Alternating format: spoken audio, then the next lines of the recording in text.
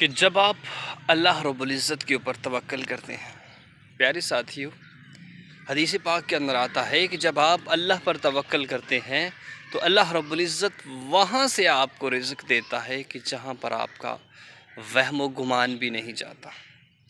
آج 6 ارب 7 ارب کی آبادی، ہر انسان پریشان ہے، ہر انسان رزق کا پیچھے بھاگ رہا ہے، لیکن یاد رکھیے اللہ پہ توکل کرنا شروع کر دیجئے۔